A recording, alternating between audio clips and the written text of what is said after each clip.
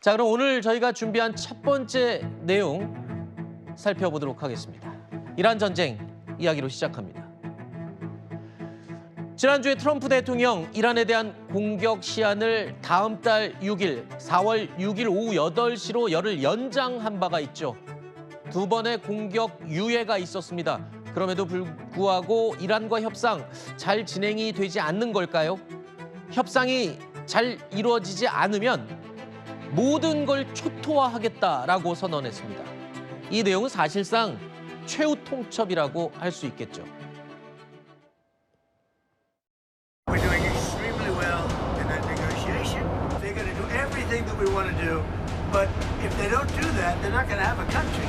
They're not even going to have a country. If the Iranians reject this golden opportunity, the greatest military in the history of the world continues to stand by to provide President Trump with every option available to ensure this regime continues to pay a grave price. The mission will continue until the objectives are achieved, and that 4 to 6 week timeline does remain right now. I don't have any updates for you on that. 미국의 트럼프 대통령, 이란을 향해서 강한 압박과 공격을 이어가면서도 석유 시설 파괴에 대해서는 굉장히 신중했습니다. 왜냐하면 석유를 가져오는 게 목적이었기 때문이죠. 그런데 입장이 달라졌습니다. 발전 시설은 물론이거니와 하르그 섬의 모든 정유 시설까지 다 폭파시켜버릴 수 있다. 이렇게 얘기하고 있습니다. 이 정도 되면 2판 4판인 건가요? 사실 중동에 불을 지르는 건데 네. 사실 중동이 세계 원유 에너지의 보고라고 할 수 있는 데가 아닙니까? 그리고 네. 또 첨예하게 여러 가지 종족, 민족, 종교 이런 것으로 갈라져 있는 나라인데 저기에서 만약 일이 터져서 모든 것을 초토화한다 그러면 세계 에너지가 불타는 거나 마찬가지거든요. 아, 그러면 지금 협박을 하기 위한 최종 선언이라고 봐야 되는 그런 건가요? 협박성 발언이 훨씬 더 크다고 보고 네. 그 앞에서는 아주 이란과의 협상이 아주 극단적으로 잘 되고 있다는 이야기도 했어요. 그러니까 네. 트럼프 대통령이 항상 중간이 없이 그냥 이자 끝 아니면 이자 끝인데 네.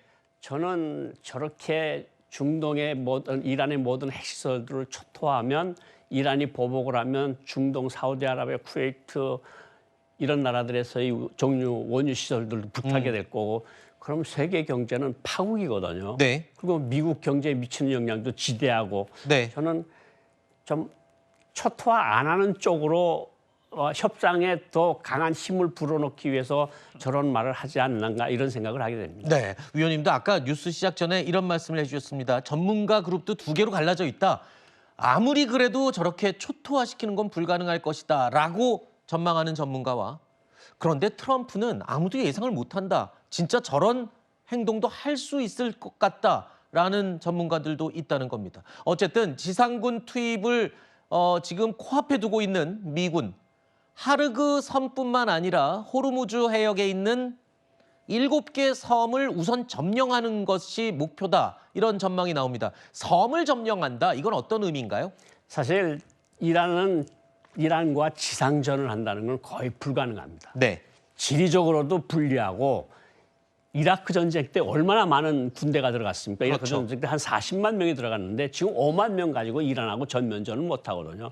그런데 저 섬이라는 게 물자가 들어가야 되지 않습니까? 그럼 네. 들어가서 점령을 하면 또 그걸 지켜야 되는데 네. 이란의 집중적인 공격을 받겠죠. 아하. 그러니까 저것도 사실 굉장히 고난이도의 작전이거든요. 그렇죠. 네, 그리고 저 하르그 섬 같은 거는 사실 너무 깊이 들어가 있어도 미군 배가 들어가서 물자 수송을 할 수가 없어요. 군대가 네. 물자 수송이 안 되면 군은 작전을 못 합니다. 네. 비행기에서 똘쿠름만 가지고 하기가 힘들거든요. 네. 그러니까 저것도 쉽지 않은 작전이고 아마 저 작전까지 한다면 제가 정말 미군 전투력 세계 최강이라는 걸 정말 네. 인정을 하겠습니다. 7개 섬, 전략적으로 굉장히 주요 요충지가 될 수 있습니다. 그래서 점령은 할 수 있겠으나 거꾸로 점령을 한 이후에 이란으로부터 집중 포격을 받을 수 있는 하나의 공격 지점이 또 될 수 있기 때문에 현실적으로 가능할지 의문이다. 이런 분석인데요. 자, 그런데요. 협상 상대로 거론되던 이란 측의 반발도 거셉니다. 지금 갈리바프 국회의장은요. 미군이 지상군을 투입하게 되면 영원히 불태워서 응징하겠다라고 맞서고 있습니다. 여기에다가 중동 내 이란 우호 세력들도 재결속하고 있는 모양새입니다. 이라크 내 친이란 저항군이 어제 공개한 자폭 드론의 발사 장면입니다. 시속 510km의 빠른 속도에 스텔스 기능까지 갖춰서 레이더를 이용한 요격도 어려운 최신형 자폭 드론입니다. 사망한 헤즈볼라 지도자의 사진이 붙은 발사대에서 자폭 드론들이 잇따라 불기둥을 뿜으며 날아갑니다. 이 영상들, 미군과 이스라엘군이 발사 장소를 식별할 수 없도록 영상 주변을 뿌옇게 처리했습니다. 우리는 어디에나 있고 어디서든 쏠 수 있다는 공포감을 조성하려는 이란군의 의도로 읽힙니다. 자, 이런 가운데 이란이 끝까지 버틸 수 있는 가장 중요한 이유, 바로 호르무즈 해협에 대한 장악권이죠. 자, 이 해협을 통과하는 데 대한 통행료 징수에 박차를 가하고 있는데요.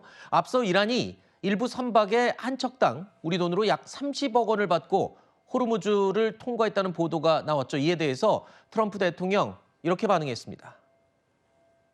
The issue of the Strait of Hormuz and Iran control of it and charging tolls. What do you think about that? Well, I have to find out if it's true. We could close that up in 2 minutes. We could close that up so fast you. 현재 외신 보도에 따르면 인도와 중국 등 일부 우호국 선박들은 통과를 한 것으로 알려지고 있습니다.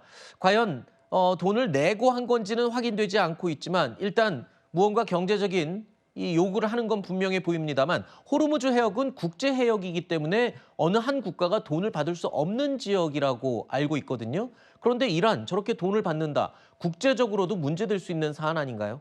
뭐 국제법상으로 살펴보게 되면 이란의 주장이 굉장히 무리라고 하겠죠. 유엔이 정하고 있는 해양법 협약에 따른다고 한다면 국제 항행에 사용이 되고 있는 해협의 경우에는 모든 선박과 항공이 자유롭게 통행할 수 있는 그런 권리를 부여하여야 한다고 정하고 있습니다. 그렇죠. 그렇다면 이란의 논리는 굉장히 빈약하다고 할 수가 있어요. 그렇지만 구체적으로 살펴봤을 때는 과연 현실적으로 그런 국제법을 위반하면서까지 이란이 이런 국제 항행에 사용되고 있는 해협을 통제한다, 통행료를 부과한다라고 그런 결정을 내렸을 경우에 국제사회가 어떻게 대응을 할 수 있는 현실적인 대응이 무엇인가가 문제가 되지 않겠습니까?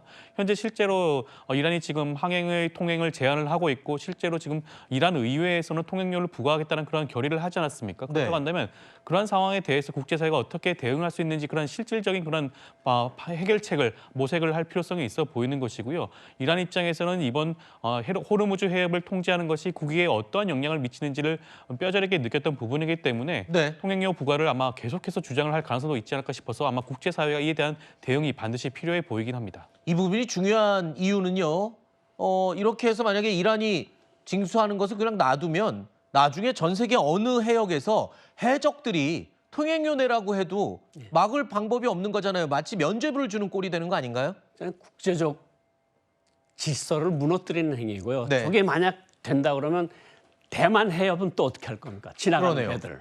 그리고 말라카 해협은 또 돈을 받겠다고 하지 않겠습니까? 그러면 세계 질서가 이제까지 됐던 것이 무너지는 건데 저는 이란이 내보일 수 있는 최대의 카드를 내보이고 있고 트럼프 대통령은 또 모든 것을 불태우겠다고 하면서 또 최대의 카드를 보이고 있고 그래서 아마 그 어디서 협상이 이루어지리라고 보는데 저 미국의 주장도 이란의 주장도 사실 말이 안 되는 주장들입니다. 그렇군요. 예.